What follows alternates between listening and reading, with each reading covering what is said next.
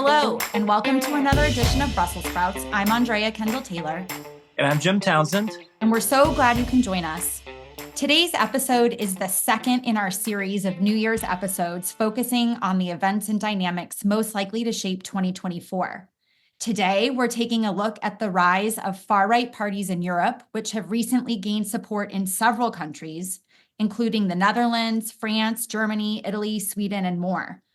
The growing appeal of these parties is in many ways a reversal of the trend post-COVID. Prior to the pandemic, populism and the far right seemed to be on the march, but their inability to effectively respond to the pandemic discredited them in the eyes of many voters, and they seemed to take a back seat to the more established political parties. But in 2023, amid economic challenges brought about by Russia's invasion of Ukraine and rising concerns about migration, far-right parties were making a comeback and moving more and more into the political mainstream. Should we expect this trend to continue in 2024, and what would it mean for Europe and transatlantic relations? And to tackle these crucial questions, we're very pleased to have Catherine Fieschi and Erik Jones with us on the podcast today. Welcome to you both. Hi. Be here. Catherine is a leading European political analyst and a fellow at the Robert Schuman Centre in Florence. And Erik is the director of the Robert Schuman Centre for Advanced Studies at the European University Institute. All right, Catherine, maybe we can start with you.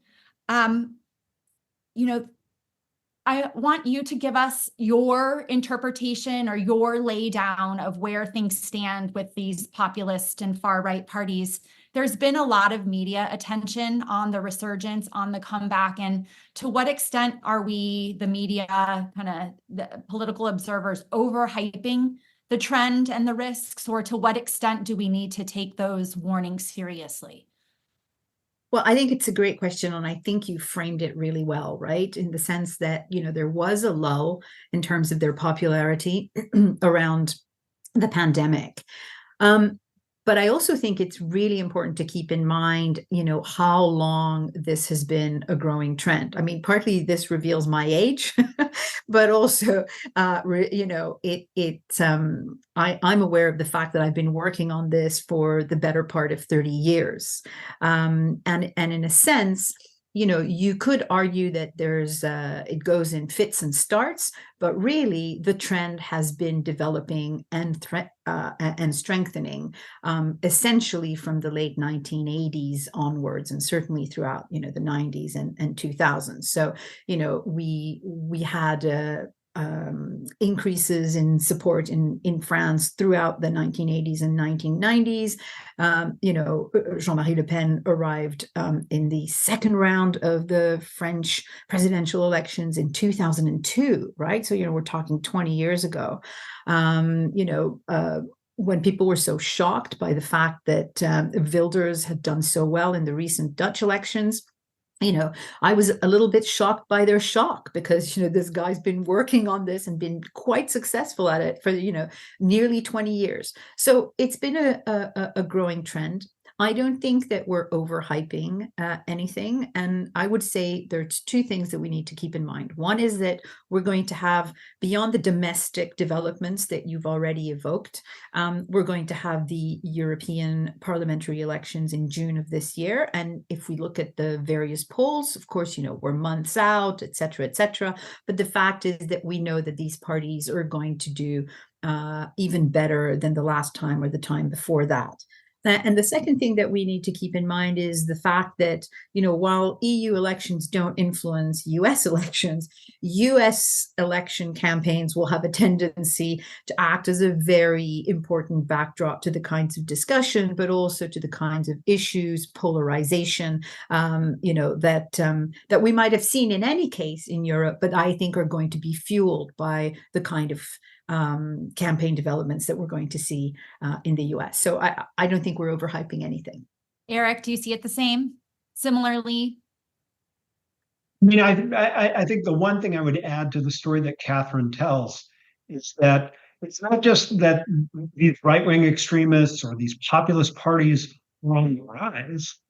It's that the mainstream parties are actually failing at their jobs. I mean, it's not like you can go in the Italian political system vote for some awesome mainstream party. Or that in Belgium, the traditional parties that ruled the country for many years are still functional and effective. In fact, in France, it's just like, the whole political system has exploded. So I think there is this rise of right-wing extremism, but there's also the failure of the traditional elites to meet the requirements of the democratic process. And I know Catherine wants to come in, but I just want to say one more thing. The interesting thing about European democracy is that European democracy was built in most countries on the assumption that there would be effective political parties. And so the whole constitutional arrangement assumes these political parties do the difficult intermediation between voters and elites.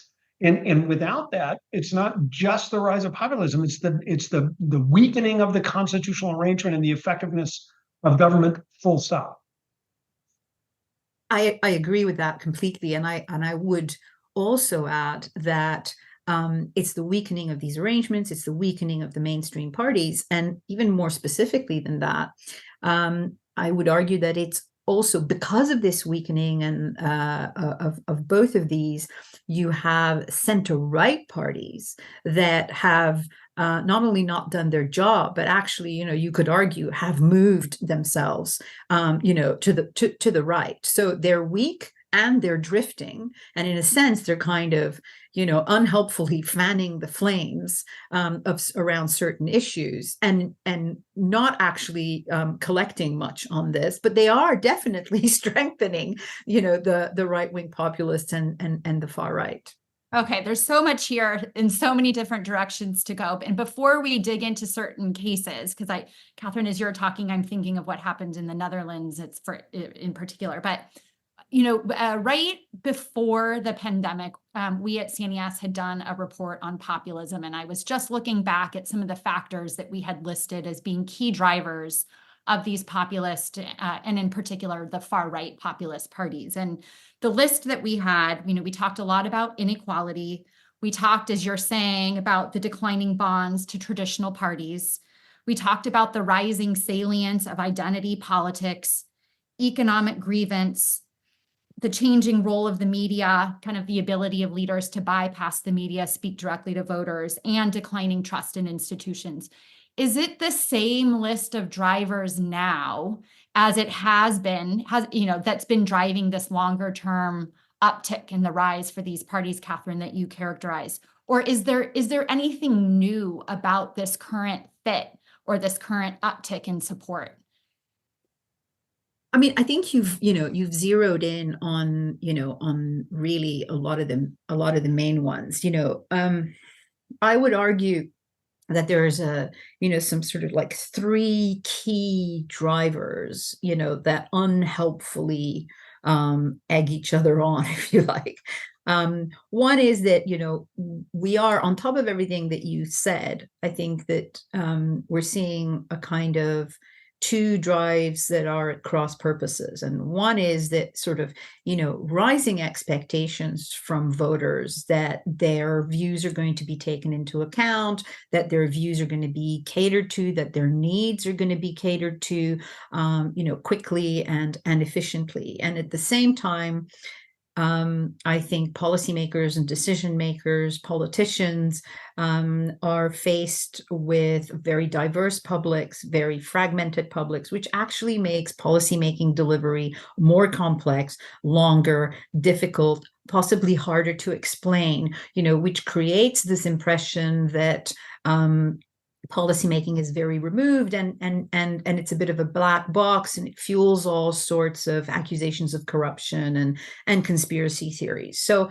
I think there's something here about, the times that we're in. And what's interesting is how even the way that the pandemic was handled, which was a technical crisis, or if ever there was one, right? There's some very basic things to get right that we got more or less right, more or less wrong. But the fact is that this was definitely a place where the right-wing populists or the far right, couldn't make a contribution very effectively. But in a sense, even in places where that crisis was, relatively speaking, handled in a decent way, that actually gave rise, to more conspiracy theories, right? So, you're kind of damned if you do, damned if you don't. And then I think that the last point I would make is to just highlight how important your point about inequality is, right?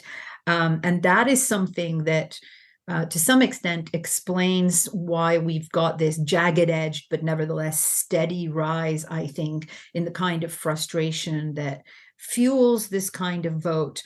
We saw it very clearly in the UK vote in favor of Brexit, for example. That idea of the Take Back Control slogan. I think that was, really important, but it was also very much a revolt of people who weren't necessarily doing badly financially or economically, or, were particularly economically left behind, but felt unequal to a social class that was more cosmopolitan, more, whose aspirations were different. And in a sense, the growing gap between this kind of ordinary public and those people who are doing particularly well, right? Financially, but also culturally.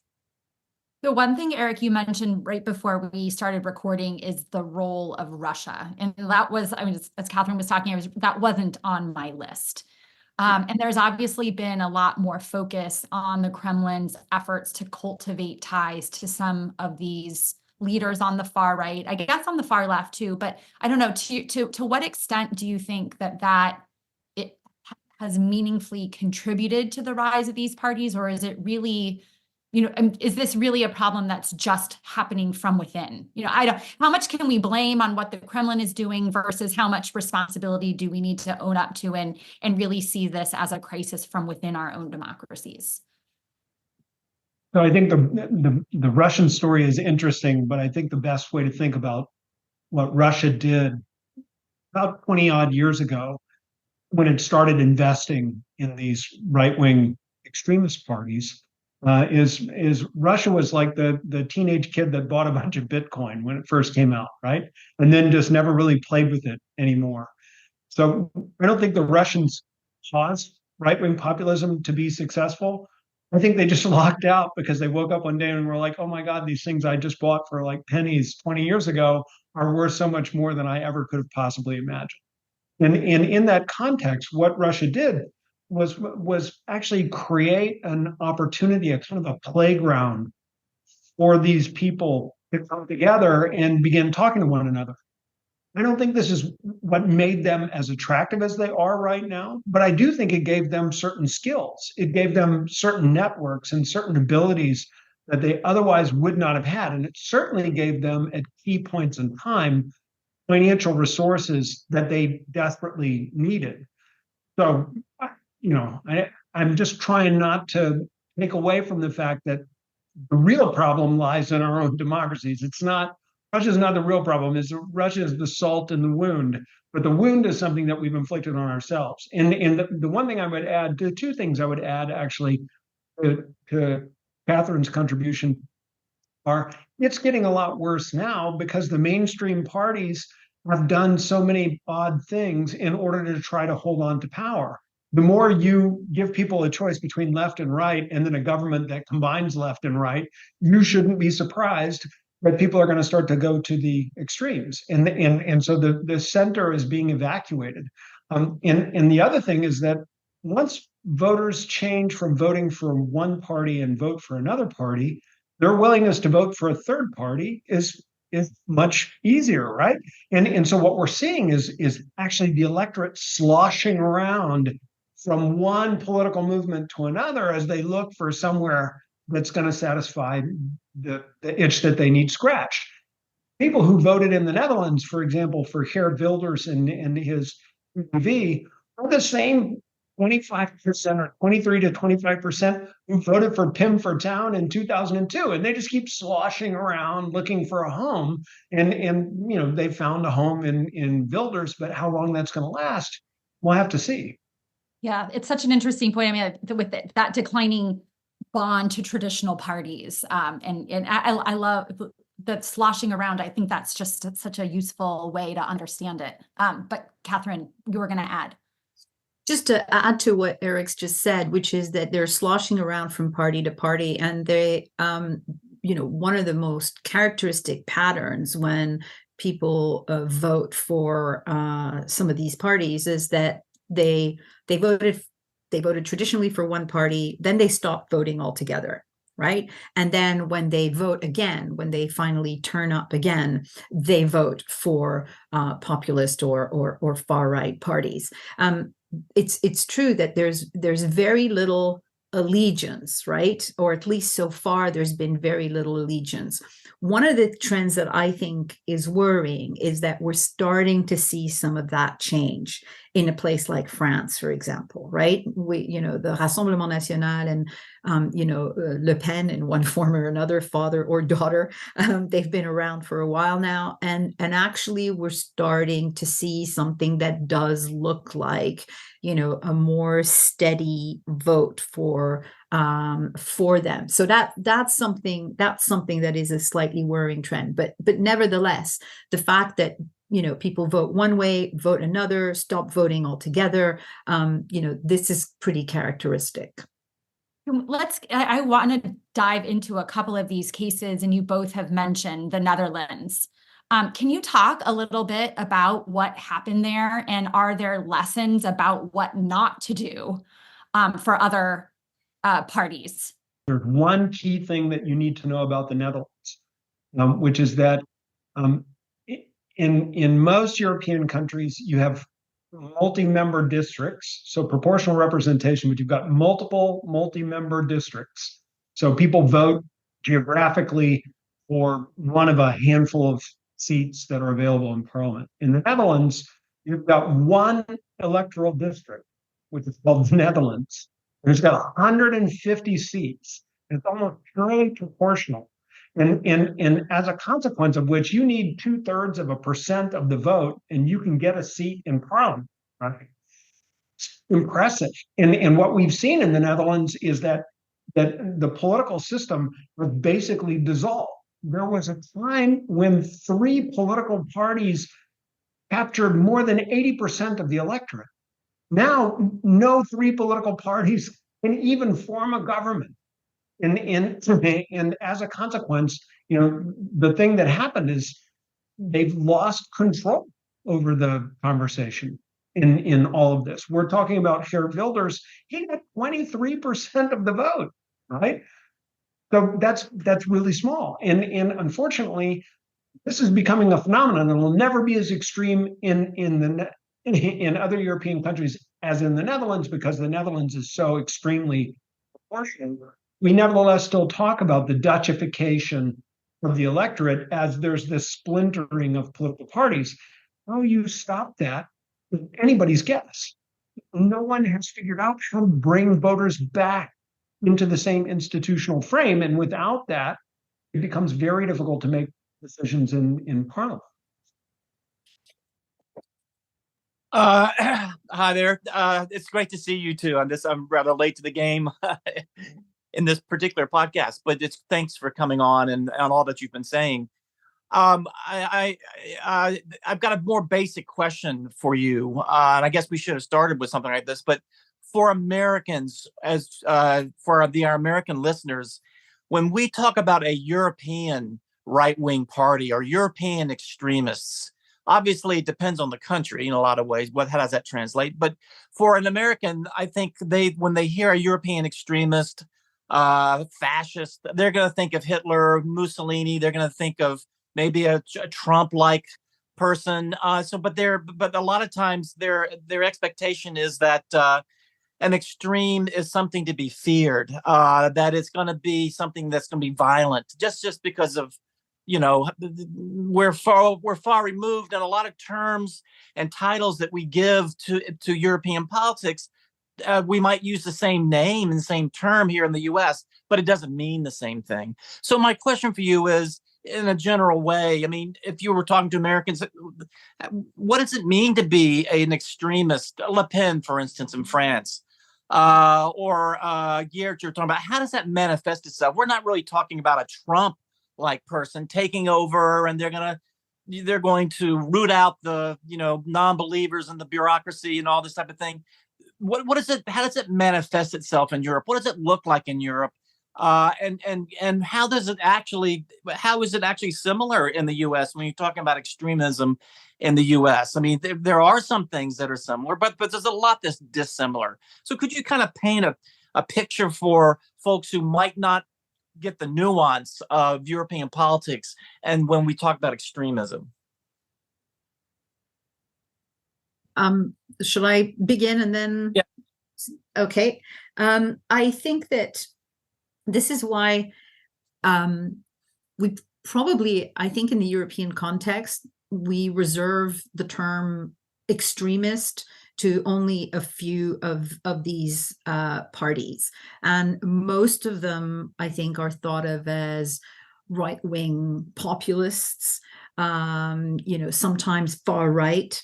But I think that, the ones that we're talking about, like, for example, Geert Wilders or Marine Le Pen, these are people who, at least until they get into power, they're willing to play by the rules, right? They may not like some of these institutions, but even somebody like Marine Le Pen, for example, not a convinced pro-European, but, she will try, to change Europe from within, if you like, right? Now, that's no guarantee at all that if she were to ever get into power in France, she wouldn't actively undermine institutions, be they legal institutions or the media. So I think that we tend to think of them as populist far right parties. Although there's interesting cases, somebody like Meloni, who is in a sense a direct heir and descendant from a fascist party.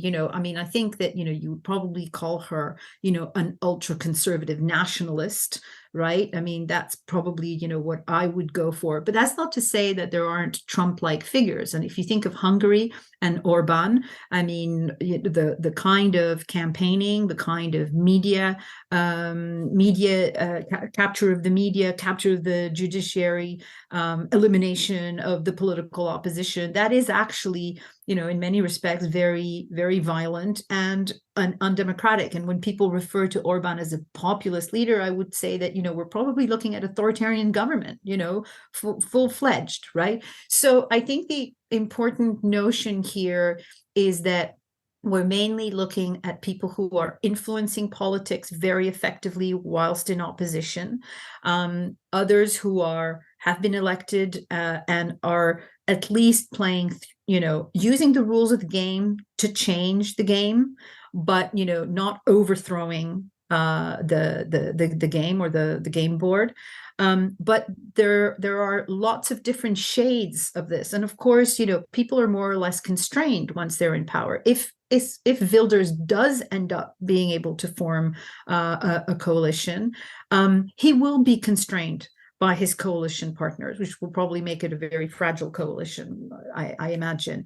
In other systems, if Marine Le Pen were to be elected president of France, she would have a lot more leeway and a lot more power. So I think whether in power or in opposition, that gives a different flavor.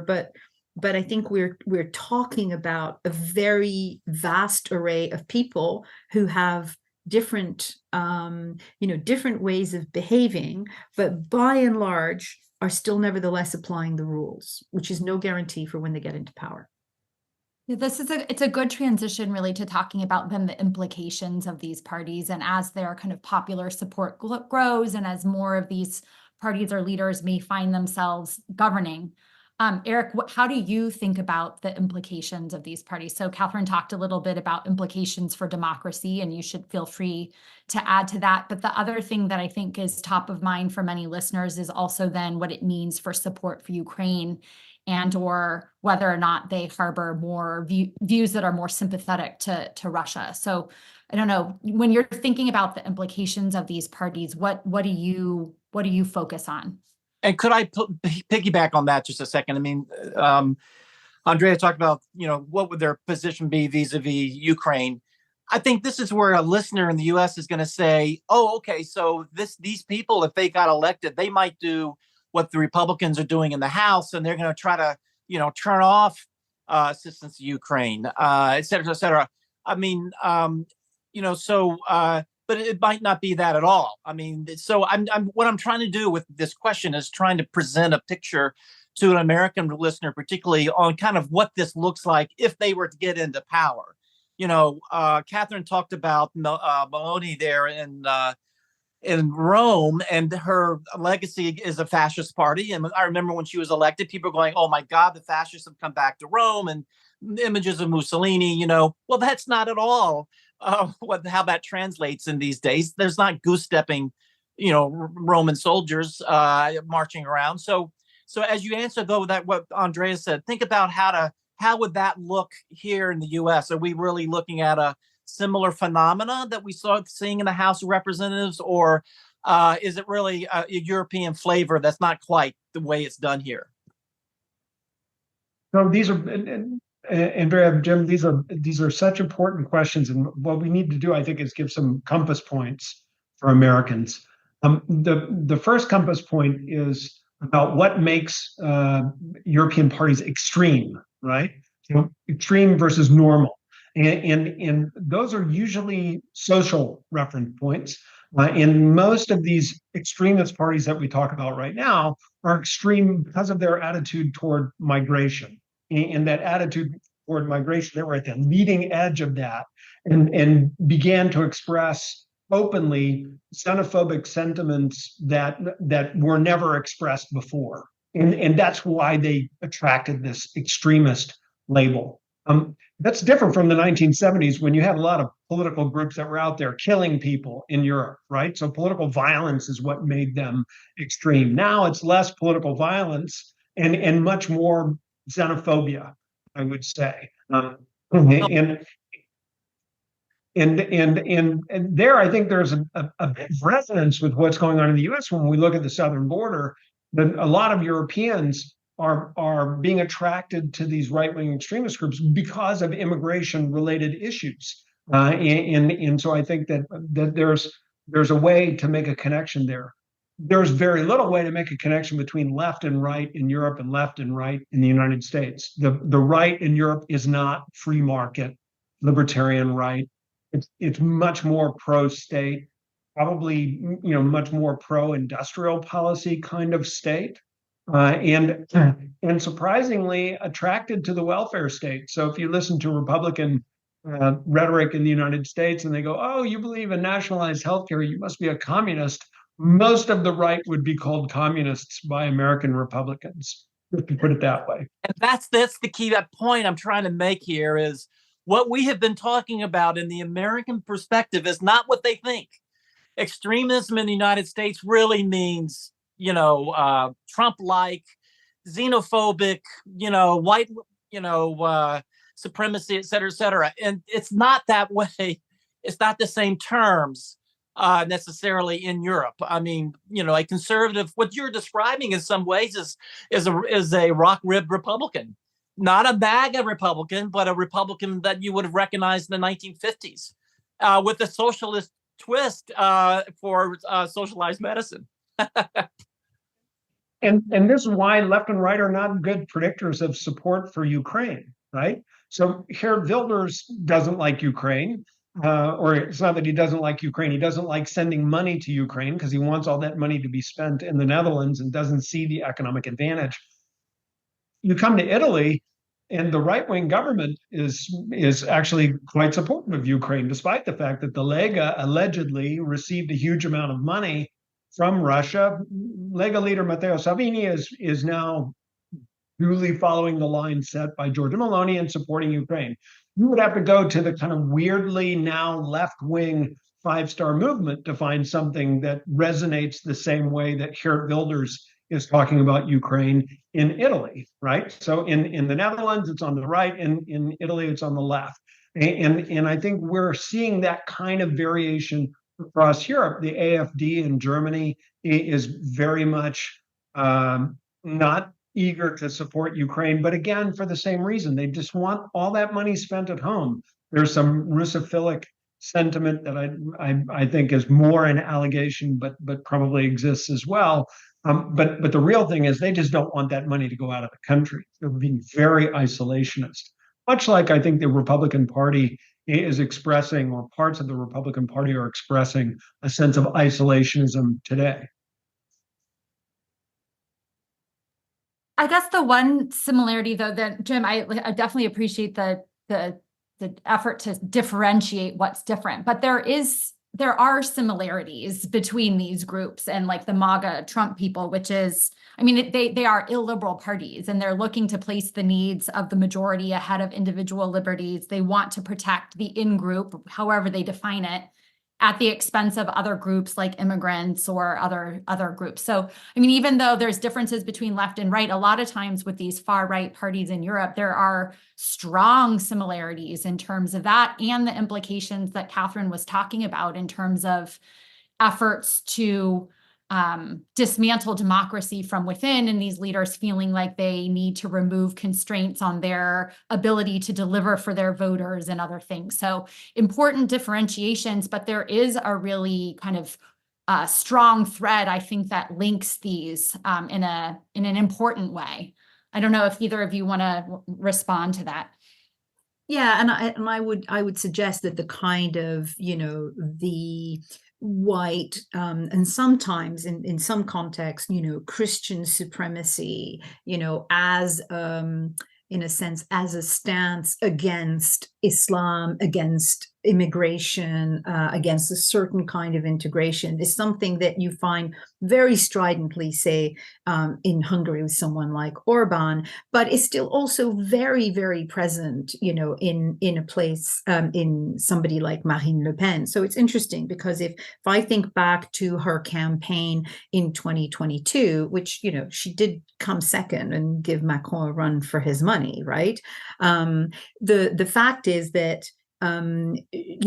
she didn't talk much about migration and immigration, but if you opened up her program, it was absolutely front and center, and it was about sending people back, and it was about, and it was anti-Islam. It was, deeply Islamophobic and xenophobic. So these things are there. I just want to say a quick word about Ukraine, which is that, Ukraine has thrown a bit of a spanner in the works, right, for a lot of these parties. And it leads us, or at least I think it's led some of us to look at how they relate to one another, more carefully. They sit in the European Parliament in two separate groups. And one of the things about Meloni is that, we're not entirely sure how much she really supports Ukraine, but we do know that she's close to the Polish PiS party, and therefore is lining up with them,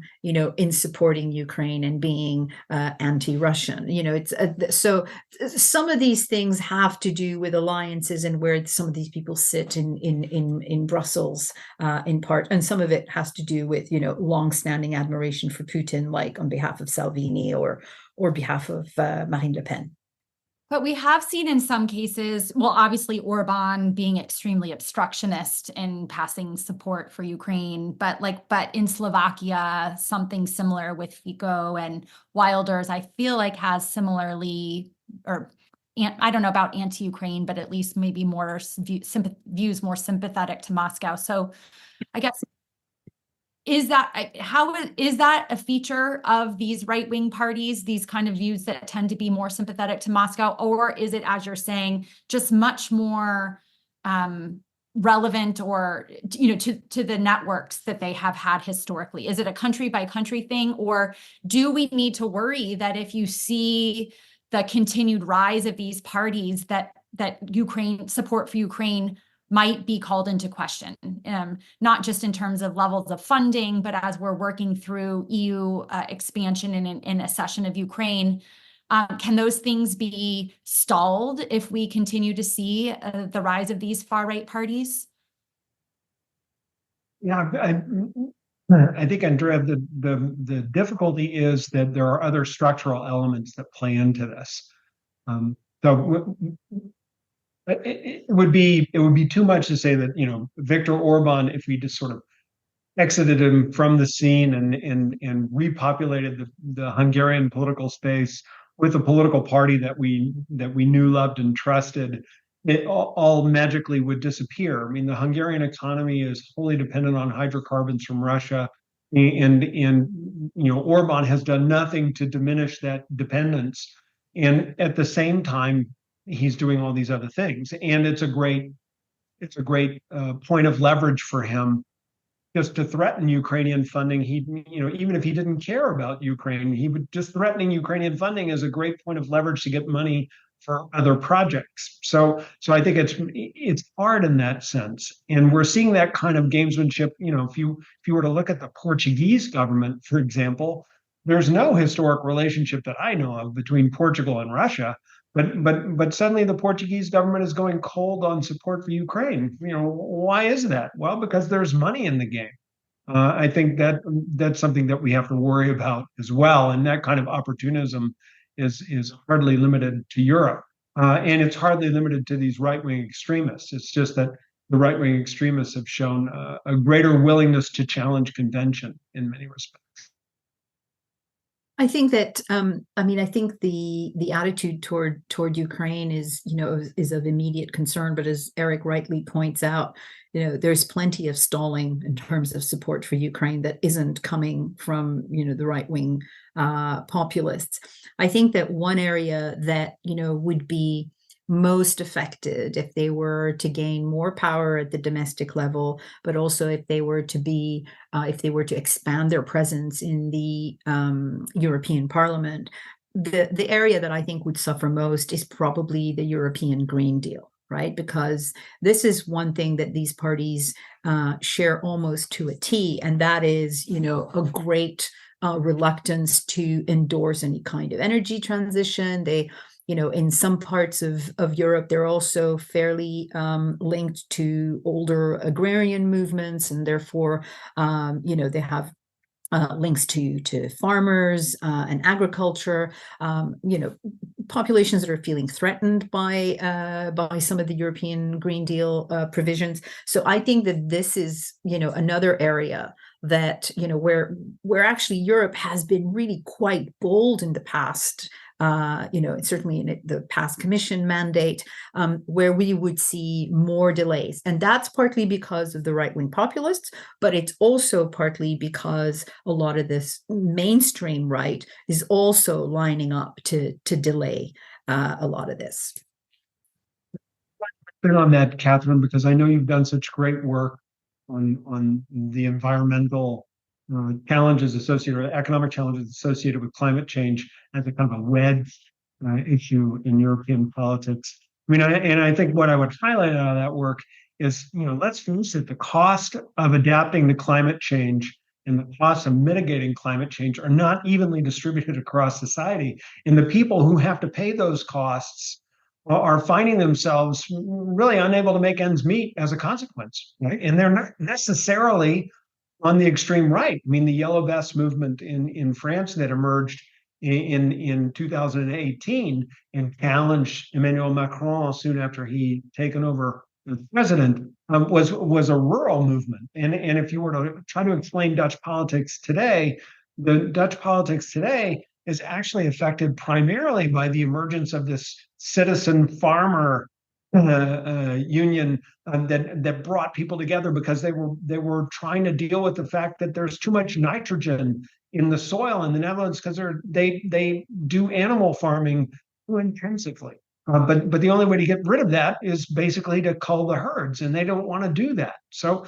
the costs of these different environmental issues are playing into this in challenging ways. It's a perfect cause for right-wing populists to espouse, right? It feels like the decisions are being taken far away from ordinary people. It feels as though ordinary people are disproportionately affected. It feels extremely technocratic. So, it has all the hallmarks of the kind of policy area that works really, really well for right-wing populists. Yeah, that dimension is, I think, it's not as appreciated, I think. So really important point. In the minutes we have left, I want to look ahead a little bit to what we should expect for 2024. I was just pulling up as you were talking, the Eurasia Group put out kind of their key risks for 2024. and they actually list the rise of populism as a red herring. So there are red herrings. Many think that these are big risks heading into 2024. We don't. And they say the populist takeover of European politics. How do we think about the risks that this dynamic poses for 2024? What do you expect? How are you thinking about what we might see this coming year? And what does it look like? What does a populist takeover of Europe look like? I mean, we're speaking broadly now. We're not, but in terms of populism in Europe, what does that look like? If you're watching from afar, how does that manifest itself? What does it look like?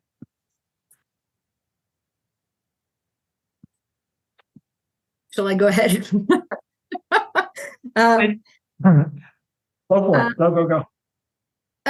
So I think there's two ways, three key things here. One is populists don't have to take over to have a massive impact, right? They're incredibly effective opposition parties, and in many ways they have. In many places they've won simply because they've been able to set the agenda, right? They've been able to set the agenda on immigration. They've been able to set the agenda on the Green Deal, et cetera, et cetera. So whether or not they take over is beside the point. Secondly, no, they're not going to take over, right? Certainly in terms of the European Parliament, what we're going to see is, they're going to do better. We're probably looking at roughly 700 seats, 120 to them. So it's not a takeover. However, they have become more clever over the past few years, particularly a certain subset of them, in working with the mainstream right. So what we are seeing is that actually in their capacity to work on a sort of policy by policy basis with the mainstream right in the European Parliament, they've had an effect, again, particularly on issues to do with the Green Deal. So I think that, what we're looking at is simply an effect that we shouldn't underestimate, which is the capacity for Europe to be bold, the capacity for European institutions to be bold. The past mandate, the current mandate that's ending, has seen particularly the Commission able to make some really bold decisions, and the worry here is not that they take over, quote unquote. The worry is that they act as a drag at a time when, in fact, Europe is facing huge challenges in terms of, armament, in terms of its own security, in terms of managing migration and immigration on its shores, in terms of the transition. This is no time for there to be a drag on European institutions, and that's the risk. I love that. That's so well put. Erik, anything you would add? Like, what do you expect for this coming year? And I guess I'm interested to, if there are any risk spots that aren't so widely talked about. We spend a lot of time talking about the Netherlands, France, Germany. Are there other countries, Romania, I feel like has a new far-right party that's gaining traction? Are there some sleeper countries where this is becoming more prevalent that you're going to be watching? I want to come back to what Catherine was saying at the end, right? And it ties into what we were talking about at the beginning. The whole of the European arrangement is predicated on the existence of strong political parties. We look at these extremist groups and we don't worry about a takeover. We worry about an incapacitation of the political system. And the incapacitation of the political system takes place at all levels of government. At the European level, the problem is that even if there's no love lost between Robert Fico in Slovakia and Viktor Orban in Hungary, they each have an interest in protecting the other from the threat of an Article 7 sanction, which would be a sanction that has to do with the protection of the rule of law. And yet, if those rules without protecting the rule of law are not enforced, then what we see is that there's a degeneration in terms of the way that these constitutional arrangements work. And then we start to see less alternation between government and opposition as that degeneration takes place. So I'm not worried about a takeover. I'm worried because democracy requires resilient defense in order to survive. And there are many places in Europe, and Romania is one of them, but not the only one. Bulgaria is an even worse situation, where the resilient defense of democracy is weakening and democratic institutions are under threat. I don't see this as a threat in the sense that I would put it as a hot spot on a heat map. I see it as a threat in the sense that, once you lose that democratic checks and balances, that set of democratic checks and balances, you won't feel it as an ordinary citizen until you try to get it back. And that's what we're seeing in Poland right now. After 8 years of peace rule, the new government of Donald Tusk is actively trying to reassert the rule of law, and it's difficult. Yeah, So, that's such a great point. And so is this something that is a lesson for the United States as well? Yeah, for sure. Here's a little, I mean, given the requirement to have a robust defensive democracy, as you said, I noted it was interesting in France to see that Macron has just appointed a new prime minister, someone who has the reputation of being a bulwark against the far right. I mean, how did you respond, react, interpret his move to replace his prime minister? And was that, in your understanding, kind of the primary driver is to try to fend off the not surge, but rising support for the far right? I think it was a good move. Time will tell. I don't think the sort of repelling the far right was the primary driver. I think the primary driver, Macron had a choice. He could have gone for somebody more from the center right in an attempt to try and work with this absence of an absolute majority in the National Assembly. And, he would have made, in a sense, his life easier by appointing a prime minister hailing from the center right that might have been able to cut some deals. He decided not to do that, and he decided to appoint somebody who's very young, somebody who's actually been flying high in the polls over the past 6 months, who's a combination of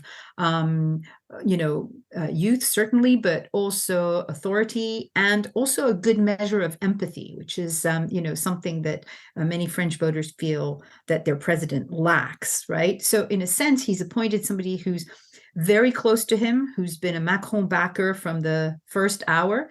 And it's interesting because he's decided that the way to get out of the doldrums is to go back to the original recipe. And the original recipe is a kind of centrist, informed by the center left. That's where his new prime minister comes from the Socialist Party. But it's a kind of almost a back to basics and an attempted return to kind of the glory days of Macron in 2017. One final thing on this, I say this with some understanding of why Macron has behaved as he has. He has not done what he needed to do to actually quash the far right or the rise of Marine Le Pen. In fact, many people would argue he's done the opposite. He has turned them into the only opposition. He's given the French a choice between us, Macron, and them, the Rassemblement National. And so in many ways, some people would argue that, he's actually fanned the flames, for his own purposes. Nevertheless, I think, the appointment of Attal is not a bad choice.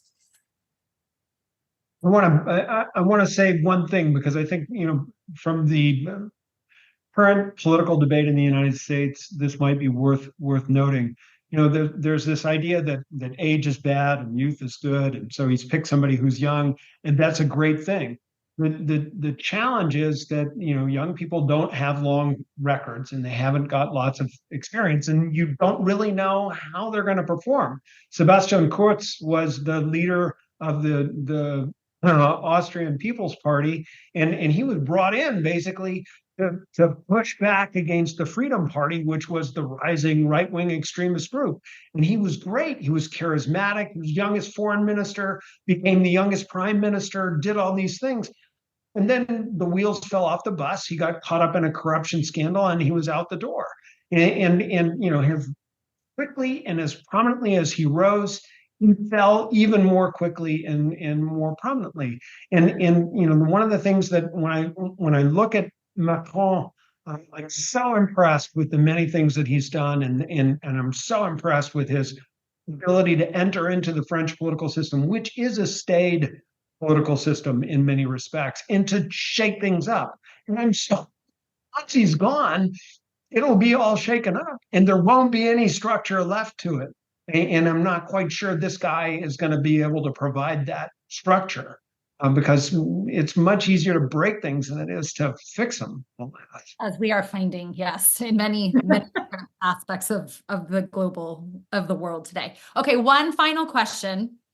I was trying to think of a thoughtful Jim Townsend-like question to end on, but easy, simple question. When you look to 2024, do you think that the quality of European democracy will increase over 2024, or will it decline?